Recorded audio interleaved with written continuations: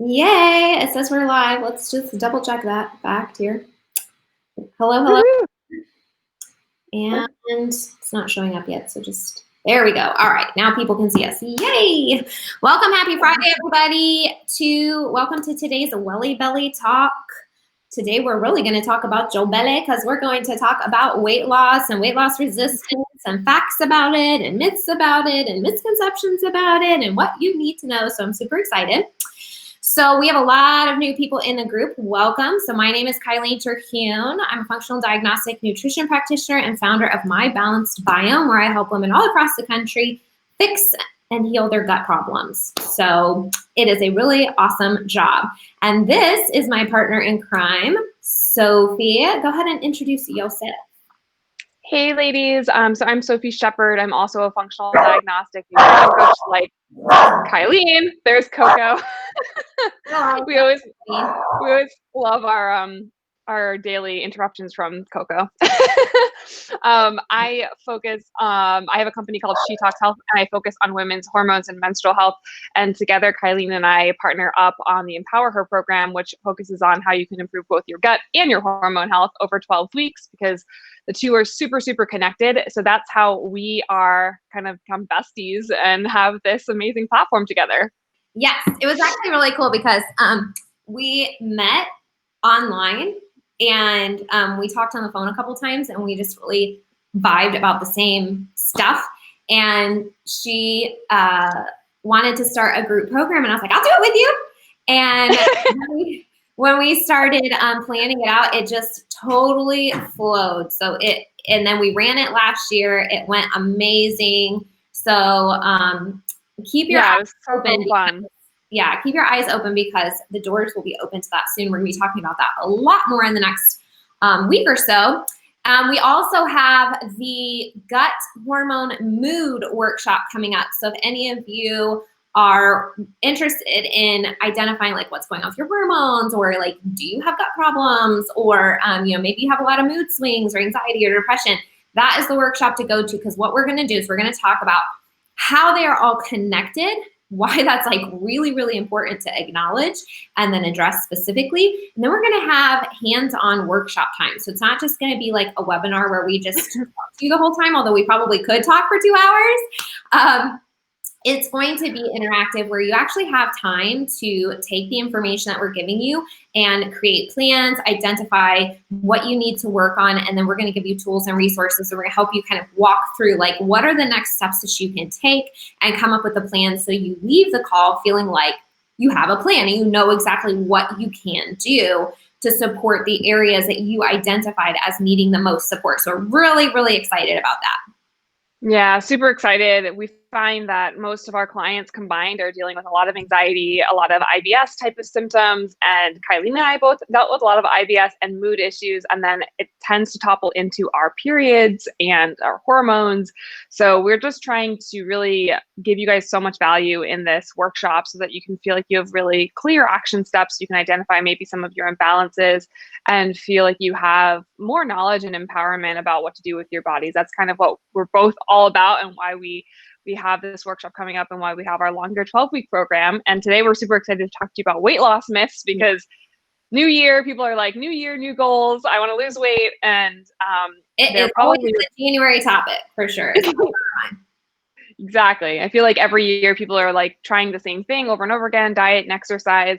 And a lot of times they get stumped. And so we wanted to talk about why that might be and some other ideas to think about when it comes to weight loss. Cool. So in case anybody's like, you just mentioned the workshop and I want to sign up, it's sophieandkylene.com/workshop. And because you're in this group, you get a permanent coupon for $20 off. That is JAN 2021 VIP. And that'll give you $20 off the workshop. So make sure you sign up. We already have over 80 women signed up. So it's going to be really, really fun day together. So don't miss it.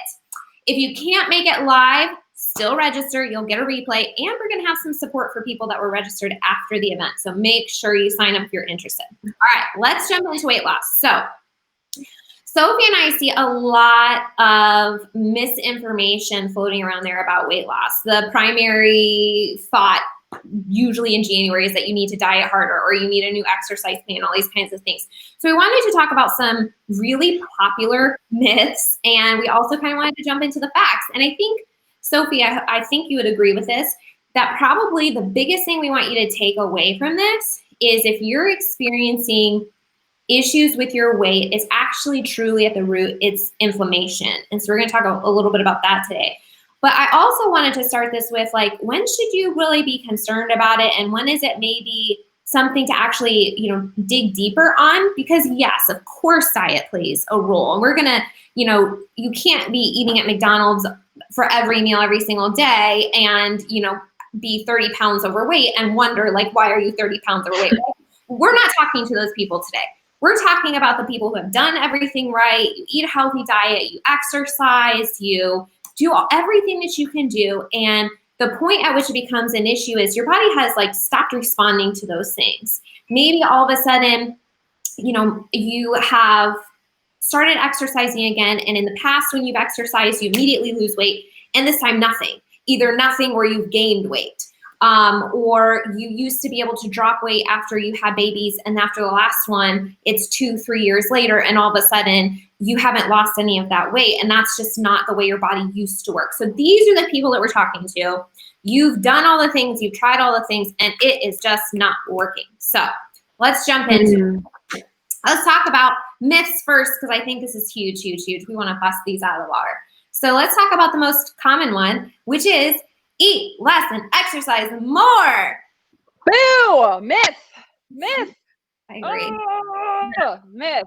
And it sets women up for so much angst and failure, anxiety, and bad feelings about themselves, that they have to like cut all their calories and count, things on a scale and all that stuff. It's exhausting, and it usually gets us pretty much nowhere.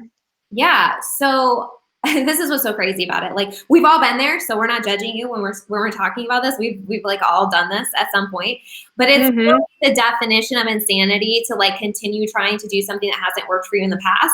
And that's what these ladies do. Okay, well, I have dieted, I have exercised, it has not worked for me. Let me do it harder. Oh, that does not work. Okay. And so one of the biggest reasons this does not work is because our bodies, like, especially as women, really want us to care for them. And if it feels stressed out, which not having enough nutrient input and having too much stress, which too much exercise is too much stress, there's no other way to say it, your body does not like that. And when your body is stressed out, it holds on to weight, which is actually a protection mechanism for you. So if your body is not doing what you think it should be doing, instead of hating it, you need to listen to it, because what it's really trying to do is communicate to you, because it always behaves in your best interest, always. Yeah. And I think it's important to like understand that what Kylene's saying is there's a lot of stress, right? Like, there's stress on the news, there's stress in maybe your personal life, there's all these stressors. And one of the forms of stress is exercise, which sounds really strange, but if you are over-exercising, and over-exercising is defined by really whatever too much for your body, right, at this current moment. So I'll give you an example. This week has been extremely stressful for me, and I have a personal trainer I work out with on Friday mornings. So this morning I told her, like, it's been a really stressful week. My body feels really taxed, and I don't want to over-exercise. So what did we do? We worked on hip openers, we worked on some upper body strength, but we took it really slow so that I'm not left holding the bag of holding on to weight and all the other downfalls of over-exercising. So we really want to get that through to people that, it is really important to understand your current threshold when it comes to exercise, and to take that into account as a possible stressor on your body. And when we talk about, well, I guess we'll keep myth busting, and then we can talk about more about stress. Yeah, we'll get to that. But we want to let you guys know too, this is the kind of thing that we help you figure out in the Empower program as well. Like, we have this whole section where Sophie breaks into like how you can cycle different things in your life according to your menstrual cycle, which is really important, because one of the things that we all think is we should have the same amount of energy, the same amount of focus, the same amount of physical drive to be able to exercise every single day, all week, all month, all year long. And it's just not how it works. We're cyclical beings. And so our exercise should reflect how we're feeling that day. And so she helps you break that down in that program. That's one of the many, many things that we kind of talk about. But yeah, just another example, like personal example. In 2016, I did a physique competition, and I was dieting like crazy hard. I was restricting my carbohydrates. I was restricting my fat, like both of those. Can you even believe that? Oh gosh, you must have been a miserable person. Yeah, I was getting a little cranky. But two things that are huge takeaways about this. I doubled my workouts, and I was on this super restrict. So I was exercising like crazy, and I was not eating very much, right? The typical answer. I lost my period for 82 days, first of all. Yeah. I got cranky, and my weight completely plateaued. I did the physique competition. I looked amazing. I think I ended up in like the top 20, which was pretty cool. But then guess what? The night that it was done, I went out with Patrick, and I had like this massive like steak. I mean, it was huge. It was probably tons of salt, like everything. Guess what happened the next day? Got your period. I lost a pound. Oh. Yes, because you gave your body nutrients. Like red meat is actually super nutrient dense, so that's not even surprising to me. Like in order for our body to work properly, it needs nutrients, and it needs to know it's safe, like Kylene was talking about. And that's why she lost her period too. She was not giving her body the fundamental cues that, hey, it's safe for you to ovulate, therefore it's safe for you to carry a child. Because as menstruating women, you have to remember every single month, whether you like it or not, your body's trying to get you pregnant. So, that's like, this is how it's all tied in together. And when we're kind of under this amount of stress from over exercising and under eating, things start to go wrong, including us holding on to weight, because the body's like, oh, maybe I'm not going to be able to eat soon. Like maybe there's a famine, and I need to restrict and hold on to this weight so that I can survive, right? Your body's always trying to survive. Yep. Yeah. And so that doesn't work. So let's talk about the second myth. Which we sort of touched on a little bit when I shared my story here. A lot of women, keto has blown up in the past like 3 years. It's become like this huge thing, right? And basically keto is like no carbohydrates. And what just really upsets me about this fact is that a lot of times they don't discriminate about what types of carbohydrates. It's not just processed food. It's not just sugars. It's not just, breads and crackers and pastas. They will tell you that you need to limit your carbohydrates, even if they are from vegetables and even if they are from fruits. And that makes my head completely explode. It's ridiculous. Because here's the thing. Guess what you need for hormones to be produced? A lot of these nutrients. Guess what you need for energy? You need all of these foods. And so guess what your brain needs? Your brain needs glucose. I mean, and listen, the reason that this has worked to some extent is because the more weight you have to lose, like if you're like 100 pounds overweight, then a temporary diet like this, the reason it's gonna feel okay for you temporarily is because your body is pulling from existing stores. But if someone like myself or Sophie tried to do this, it probably wouldn't work because we're already in a place that is a good place. And so if you don't have like 50, 75, 100 pounds to lose, like keto is not going to probably be like a great idea for you. So this concept that all carbohydrates are equal and all carbohydrates are good and the only way I can lose weight is if I cut them out completely, it's not true. It's not about the carbohydrates. It's about the kind of food you're eating, the kind of carbohydrates you're eating. Yeah, and I think we can go a layer deeper into that to talk about how what we mean by that. Like, okay, so there's starchy carbohydrates, right? And then there's non-starchy carbohydrates. And depending on the woman and again, where you are in your cycle or what's going on in your life, you may need more of one or the other. I personally find that if I look at my plate, I do best with about a palm size of protein with some, fat inside of there. And probably half my plate is non-starchy vegetables. And maybe like a little bit of a quarter of my plate is starchy vegetables. So starchy vegetables would be, or starches in general would be things like grains, but also like sweet potatoes or white potato. Whereas a non-starchy vegetable might look like broccoli or cauliflower or Brussels sprouts or something like that, or leafy green vegetables. And so everyone's a little bit different, but generally if you start with that kind of mindset, you're going to do okay, right? Because you're giving your body this mix of nutrients, both macronutrients and micronutrients, to give it what it needs to survive, not just survive, but thrive. And that lets the body know, hey, it's safe, I'm good here. And as long as you pay attention to that, a lot of times you can lose weight just by moderation. Yeah, and and you usually don't even have to focus too hard on moderation if you're eating the right foods because of fiber. And so let's take it to another level. You're talking about things like sweet potatoes and root vegetables and all these kinds of things. Well, they all provide fiber, which guess what fiber does? Fiber helps bind used hormones and flush them out of the system, which is a form of, it's one of the layers of detoxification. And guess what happens if you are not detoxifying and your hormones are not efficiently eliminated? That can also lead to hormone imbalances, which can lead to weight loss resistance, which can lead to stored belly fat, which can lead to all of these problems.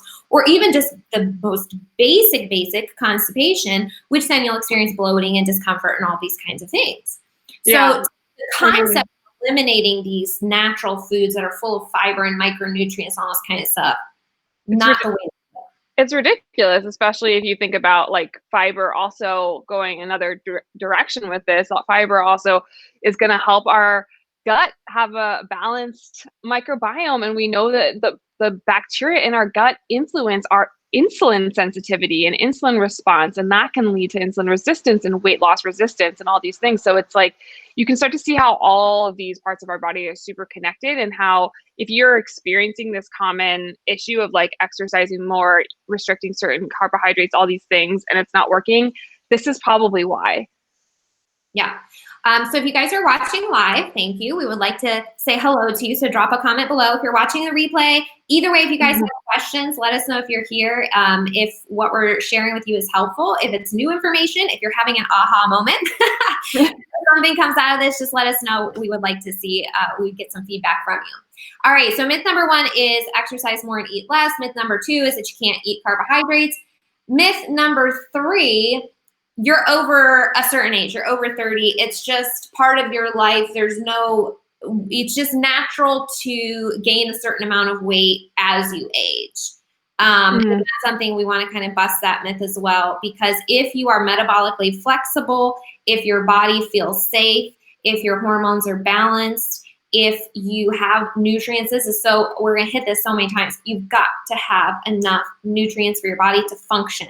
Your hormones are created based on nutrients. Your energy is created based on nutrients. Your brain works based on nutrients. Every single chemical reaction on your body is dependent on nutrients. And this is why when she was saying, like different people do better with different amounts of carbohydrates, if you notice when you are stressed out, you probably have some cravings. That's because your body kind of revs up its response, and every response that our body has depends on nutrients. So you need more nutrients. So you're experiencing some cravings for those nutrients. Okay. So that's so important to recognize that. Not to mention, and just to speak on the like cravings part, because you might be like, well, this is great, guys, but I have all these cravings that I have to satisfy. Like another way that like she's talking about with stress is like, we have to remember that stress revs up insulin and blood sugar. And so that's always going to make us hold on to weight, but also have massive cravings, especially if we're kind of doing this with our blood sugar, where we're like having too much blood sugar or too much stress, and then it's crashing down. Our body's going to be like, I need nutrients. And the fastest way the body knows how to get that is through sugary foods. And that's why you crave something that's going to be high in sugar. So that's why that's happening. So if we can balance the blood sugar by eating whole foods in certain ratios for your body, then you're not going to have that swing, and you're not going to have as many cravings, and it's not going to keep continuing and cycling, if that makes sense. Yeah. So I like this part. And I also, go ahead, Kylene.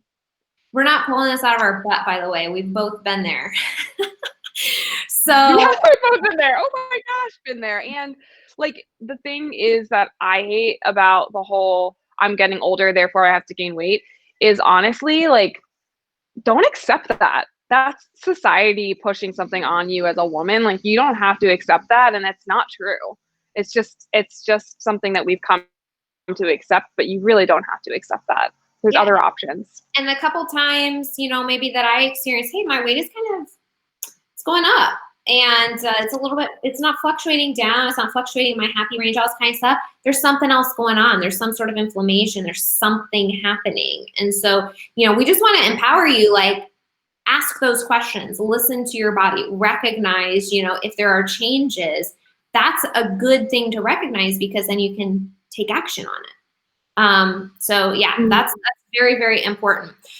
All right, cool. So the 3 myths: you don't have to exercise like crazy and eat less. You don't have to ditch every single carbohydrate that ever exists, just the crappy sugar-filled ones. And you don't have to accept that, okay, I'm over 30 or whatever, and this is just part of my life. Like, that's just not true. Something's going on. Your body is asking for some support. It might be nutrients. It might be some sort of stress relief. It might be, it could be a whole host of different things, but your body is asking for something. It's trying to protect you. All right. So let's talk about, we busted all the myths, or at least a couple of them, the big ones. Let's talk about the facts. Some things that are really, truly powerful that can actually help you maintain a healthy weight. And the first one, and we can't talk about this enough. The first one is peace. Sorry, a helicopter came and I don't know what you said, but I think it's probably stress. Yeah. So, I mean, there's so many mechanisms of how stress can impact our weight. And like some of the ones we just mentioned are that when you think of high stress, you have to think of high sugar. They work together. And when we have too much sugar going around in the bloodstream, the hormone insulin's job is to take that sugar and put it into your cells so you can use it for energy, okay? Because glucose is the fastest source of energy that we can use. But if we have constantly high sugar and constantly high insulin, that's where the cells are like,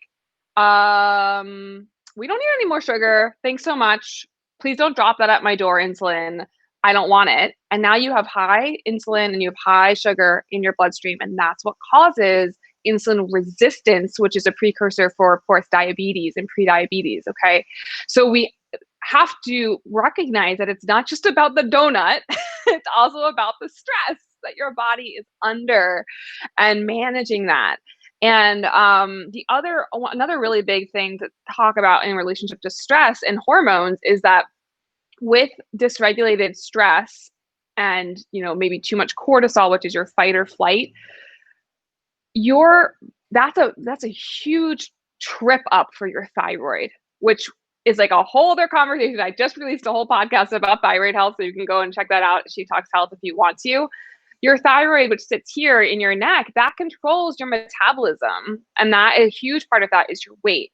So if you're really stressed and you know that stress is a trigger for your hypothyroidism, you might be experiencing some hypothyroidism going on. And that is another rabbit hole that I actually experienced. And that's why I was holding on to all my extra weight. I was actually 40 pounds heavier when I was at the height of my hypothyroid situation. And I didn't know what was going on. And for me, it was multiple things. It was my gut. It was my stress. There were so many things going on, and stress is just such a huge component when we think about why we might be having some weight gain. Yeah. And let's just be really clear that stress is an umbrella term. We absolutely mean mental, emotional stress, because I think a lot of times we ignore that and we think, oh, I should just be able to drink another cup of coffee and get through the day. I can, make what I can push through. A lot of people are just like, yeah, I'm stressed, but I make it happen. And, we'll hear this on our calls or whatever. Like, how do you? Oh man, all week this week, guys, everyone is like, I'm stressed, but I'm just going to keep I just handle it. No, stop. Yeah. Please stop and slow down. Slow your body down. Yeah, 100%. So we hear this a lot. It's very common. I'm super stressed. I acknowledge that I'm super stressed, but I'm just going to push through. Okay. So yes, the mental, emotional absolutely plays into that. But with the work that Sophie and I do, we see a lot of physical stressors as well. And so that can include things like the health of your gut, like the balance of your hormones, and heavy metal toxicity, pathogen overload in your gut. We'll kind of get a little bit into that, but a lot of these things can come into play. And let's not ignore that processed foods and sugar is a major stressor. So yes, that does come into play. Okay. Yeah. Let's talk about number 2, sleep. Again, this plays so well into stress, and it is so not prioritized.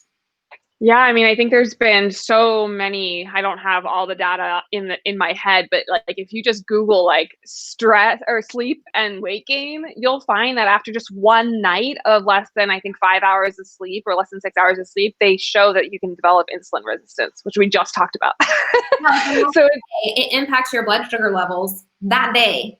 So that day, yeah, so that's it dysregulates your hormones, your so if you're not getting enough sleep, your brain, it's your leptin and your ghrelin hormones are completely dysregulated, and those are your hormones that tell you whether or not you're still hungry or if you need to eat something. So it's like you can set yourself up for eating more crappy foods and carbohydrates just because you've gotten less sleep. Like think about it, right? Think about the last time you got a bad night's sleep. It's harder to make healthy choices when we're tired, right? It's like, oh, just give me the easy thing. I can't make myself some food right now. Like, oh, I don't want greens. Like I want, I want a cookie. And so, that's something to really think about and prioritize is getting sleep, because when we don't have good sleep, we can't make great choices. And research shows that even if you were to eat really healthy that day, that it just sticks to your body differently because of the lack of sleep. Yeah. Is this helpful, you guys? Are you starting to see how it's so connected together? One plays into the other, plays into the other, plays into the other. The way we think about the world, the way we perceive the world, the priority that we put on rest, which we really need to start thinking about rest in the reality of what it is, which is recovery. That is what sleep is. It is recovery and it is detoxification. It is the only time in a 24-hour period that your body gets to repair and to restore and to detoxify certain organs, your brain drains, like all these different things. I mean, it's really, really important. And if you don't give your body, and it's not just about the amount of time, you can't just be laying there waking up every hour and that counts. It needs to be like legit, hardcore, deep sleep that, you start feeling rested and all this kind of stuff. We cannot talk about that enough. It's really, really important. Okay, so we have Yeah. Oh, yeah, and I think you just said, something really important to tie it again. I mean, we're such geeks about this stuff. We love tying it all together. And something that Kylene just said was that your brain drains like toxins. Like that is literally your body is trying to detoxify. And when you're toxic and you can't detoxify, that's what causes massive inflammation. And inflammation is the root cause of pretty much every disease and ailment, including weight gain. Oftentimes in the gut, inflammation, your hormones will indicate inflammation in the brain. And this is where it all starts connecting: gut, hormones, mood. We have to think about inflammation. Inflammation in the brain, you're going to have anxiety, depression, those types of things. That's going to make it even harder to eat well. Like it's just so connected, I think, and getting good sleep and managing stress is like two foundational pillars that we talk a lot about in the Empower Her program, because if we don't have the foundations correct, we're going to really struggle. And we don't want you guys to struggle like we did. Like we struggled for years. So we're trying to give you guys the fast track. So frustrating. I love it when I get on the phone with a client and they're like basically walking me through my own life story when they're sharing theirs. I can so help you. I can help you like skip like 10 steps. Yeah. Let's get there faster, right? Like that's why we do this work, to help you guys get resolved health faster. Yes. All right. So stress and sleep are really important when you're thinking about weight loss resistance, gut health. Okay. This is so important. And this is directly correlated to inflammation.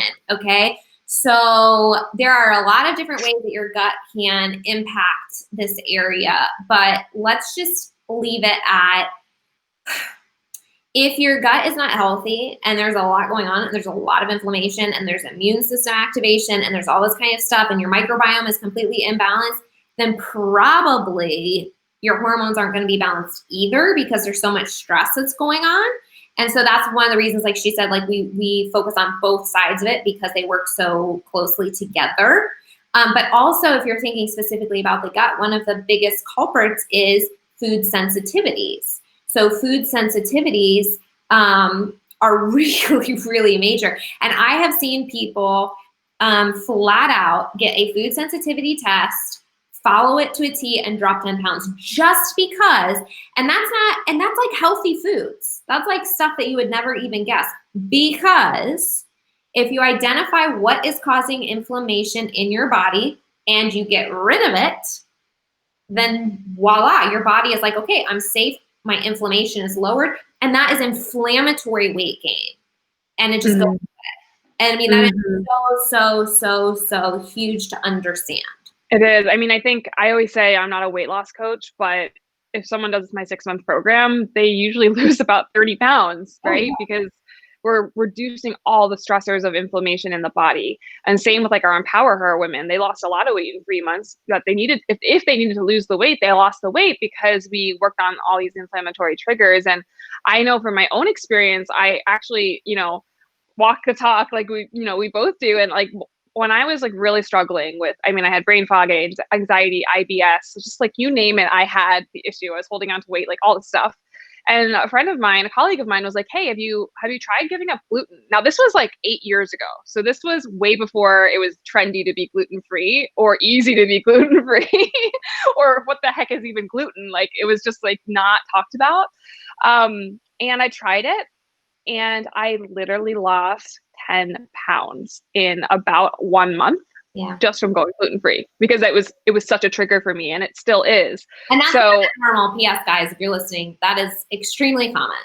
The only thing I would say is now, and I was talking to a teacher, naturopath, a little while ago, and she had mentioned, it was in one of my classes, and she had mentioned, when working with an autoimmune client, her go-to was always to say, go gluten-free, or working with like, if she wanted people to lose weight or whatever, she was like, it almost guaranteed that they would lose like 20 pounds. Yeah. Now that we have so many gluten-free options and they're junk food, it's not, going gluten-free is not a guarantee. If you do it the right way, it's almost a complete guarantee. Yeah. I think that's always important. And I love supporting women with that in our program because it's hard to make that transition. And to do it in a way that's not just adding more processed foods. So so gut health, man, gut health is a big one. I mean, also like that's where you absorb your nutrients. So if you're not getting the nutrients that you need, your body's going to hold on to the weight too. So you that's a big one. Earlier, the hormones that signal hunger and full signals. And so what a lot of people I think don't understand is when you're eating a lot of processed foods, these foods actually completely dysregulate those signals. They tell your body that it is hungry when it's actually not. It actually, when you eat certain foods, it triggers your brain to want more of that specific food. So it increases your appetite and your desire for that food. So it kind of like creates this cascade where like you want to eat more food, even though technically you shouldn't. You've had enough. But when you're eating foods that work with your physiological chemistry, which is natural foods, this all regulates. Sometimes it means that you're eating more, or you at least feel like you're eating more than you've ever eaten before, but it's foods that are providing your body with the information that it needs to work at a high level. And it's filling all of your nutrient stores, and then everything can work the way it's supposed to work. And then all of a sudden you start getting these signals. I'm not hungry. I can go all the way from, dinner to noon if I want to without eating anything, and I'm fine. It starts regulating these things, and you eat a meal and you're like, nope, I'm done. I'm full. So that's a really, really important aspect of it, is that when you make these changes and when your body is really supported in the way that it needs to be, all these things regulate, and it actually becomes easier. Because if we are stuck in the original cycle where we're eating these things that are training our brain and they're stimulating our appetite and we're craving all that is hard. It is hard. If you're in that cycle, of course it's hard to lose weight because your body is working against you at that point. It's not trying to, but like the input is telling it to behave in a certain way. And that makes it extremely hard, which is one of the reasons that I absolutely despise calorie counting and portion control when you are not focusing on the actual types of food, because it doesn't matter at that point. If you're eating a food that tells you that you are going to be hungry when you are done eating that food, good luck maintaining and just stopping at one portion. I think that's a really important part, and not to like bash a specific program, but I feel like a lot of people who come to me who've done a lot of Weight Watchers types things are experiencing this because it's like on points. And so the point could be something that maybe would be cycling that carb craving or whatever it is, that. So I think it's really important to think about. It's not really like arbitrary calories. It's really about what is in the calorie, what's in the food that you're eating, right? Like, a bag of Oreos or a piece of fruit or whatever. We have to transition our thinking to, this is truly information for the cells in my body. This is input for the chemical processes and signals to my brain, how I'm going to feel, my energy levels, my sleep, my attitude, my mood, my hormones, my hunger levels, my appetite, my cravings, all of these different things. And if we view our plate like that, suddenly our perspective shifts and we're willing to make some of these changes. And I promise over time, usually it's not that long, that becomes so much easier because those processes are regulated. Totally agree with you. Like, yeah, could not have said it better myself. And it works every time. It works like a charm, you know? It just Diana says she is super excited. She recently found us. She needs help with her gut and hormones. She signed up for our workshop. Woo woo! Yay! Super excited. Congrats, girl. Hi, Holly. Hi, Stephanie. Thanks for joining us. Hi, Holly. Hi, Stephanie. If you're watching live or the replay, just drop some questions. Let us know. The last thing, and we probably won't spend much time on this because we've kind of weaved it into everything that we've talked about, and that is your hormones. Sophie, you talked about cortisol levels. Guys, listen, if you are chronically stressed, and that means that your cortisol is constantly being pushed out, chronically high levels of cortisol, guess what that does? Directly impacts. It stores belly fat. 100%. That's what happens. So if you are on this hamster wheel feeling like stressed out all the time and your body is responding like it's stressed out all the time, you are going to have stored fat. Like that's just the way your body works. That is why it is so important to work on stress relief, because we have to live in this rest or digest place. Like 80 to 90% is like the goal. These stress responses should be very, very short term, acute. Reaction to a food that we don't like, reaction to slamming on our brakes in traffic. They should not be, because we are living our lives in a way that keeps us at this heightened state all day, every day. Yeah. Yep. Absolutely. I mean, cortisol directly impacts weight. If you are dealing with the belly weight, it's almost certainly around sugar and cortisol. If you're dealing with full body weight, it is a pretty good indicator, especially in the face and neck, of thyroid issues. So that's kind of an interesting indication, like where are you holding your weight? And breast weight, I always first. What'd you say? Estrogen as well, hips and thighs, if you're estrogen dominant. Yep. Just gonna say that, yeah. It all kind of coordinates in the same when you're talking about gut health and digestion and hormones, because we mentioned earlier with detoxification and poop. Because what does that process do? Fiber helps us poop, which helps us flush out used hormones, which helps avoid estrogen dominance. If these pathways aren't working right, it's just playing into the cycle over and over. Yeah, and we're going to talk at the workshop about what it fully looks like from a symptom checklist perspective to have some of these imbalances like estrogen dominance, because we just see it so often, and we want to make sure you guys have some ideas of what to look for. And also what you can do about it, right? So that you can actually start feeling better pretty fast. But yeah, it's pretty complicated. We start talking about hormones because there's so many of them, and all of them will impact us in different ways. But I think you guys probably get the general picture of what works. And at the workshop, we're going to point you in the right direction. Obviously, it's 2 hours. We've spent 40 minutes already talking on this. So you can see there's so much information that we could share about this stuff. And we only have 2 hours on Saturday, but what we're going to do is we're going to help you sort of break it down and prioritize where to go. And we want to make sure that you leave feeling like you have next steps in place for sure. Yeah. What questions do you guys have, if anything? I don't know who's on because I can't really see on my end, but do you guys have anything we can answer? I don't see any questions right now at the moment, but yeah, definitely let us know and I'll keep an eye on it. Meanwhile, I will make sure that we post the workshop link below so you guys can sign up. I believe today, oh no, that's the other coupon code. We're in the Facebook group. So you guys get the coupon through next week. So JAN 2021 VIP, and that will take $20 off. But like I said, we already have 80 people signed up. We're super pumped about it. Guys, the workshop is only $27. $27. Yeah. For you to get this stuff handled and to start getting answers. Yeah. And get you started. Good deal. Yeah, I mean, we're working really hard on it, and I go in there and I look at our slides, and you're going to get a pre-workbook. By the way, you're going to get this thing emailed to you that kind of helps you start thinking through. Okay, what are my goals? What have I tried in the past? Has this helped me? Has it not helped me? Where are we? Where am I at right now? All this kind of stuff. So it's really important to do that piece of it before we get on the workshop.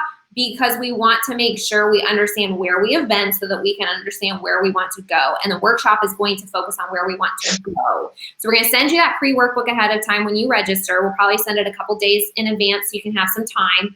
Then we're just going to spend a lot of time focusing on how to take action in the workshop. And then we're going to also stay tuned, but we're going to offer you some really good support after the workshop as well. So we hope you can join us live for that. And if you have any questions, you know, after we get off here, Holly says she can't wait for next Saturday. Woohoo, Holly. Yeah. Hey! Welcome, Debbie. So we're super excited. We hope that this has been helpful. Please let us know if anything sort of resonated with you, if something surprised you, if you had an aha moment, if you're like, wow, I didn't know that. Because, you know, obviously we didn't know this either like 8 years ago. And for us, there were so many aha moments along the way. And we just want to help get you to the finish line. We want to help you skip a lot of the obstacles in the race to get there. So we want you to feel the absolute best. Yeah, we can definitely tell you what to avoid, what to do. Like, we've been through all of it. It's pretty incredible between the two of us, everything from ovarian cysts to weight gain to cancer. So we've kind of got you covered no matter what you're going through. It, yes. Yeah. All right, everyone. Awesome. Thank you for joining this Welly Belly Talk. Thank you, Sophie, for joining us. If you want to follow Sophie on Instagram, go to She Talks Health. See, there's a sh in She Talks Health on Instagram. Yeah. And if you're not on Instagram, I'm Kylene Terhune FDN. So we would love to see you over there. See you all at the workshop on Saturday. Can't wait for that. And yeah, just let us know if you watch this video and if you have any questions, and we will get back to you in the comments. All right. Bye, guys. Thanks, Sophie. See you later. See ya.